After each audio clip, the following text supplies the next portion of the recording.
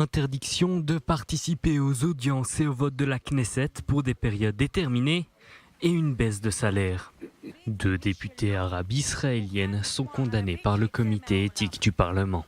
Une institution qui considère qu'Iman Khatib Yassim, député Raham, avait nié certaines des atrocités du 7 octobre après la diffusion des images des massacres du Hamas à la Knesset. Ils n'ont pas massacré de bébés et n'ont pas violé de femmes, du moins pas dans les images. Si cela s'est produit, c'est une honte. Si cela s'était produit. Iman Khatib Yassin s'est par la suite excusé pour ses propos à la demande de son chef de parti Mansour Abbas.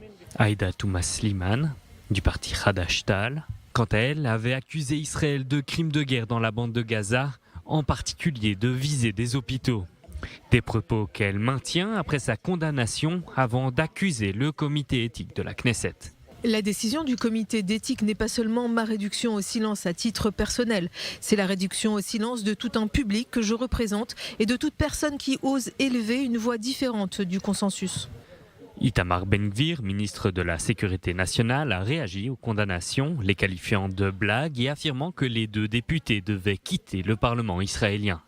Les condamnations du comité éthique de la Knesset vont à contre-courant de la relation entre Arabes israéliens et le reste de la société israélienne depuis le début de la guerre. Un récent sondage indique que 70% des citoyens arabes expriment aujourd'hui un sentiment d'appartenance à l'État d'Israël, le taux le plus élevé depuis plus de 20 ans.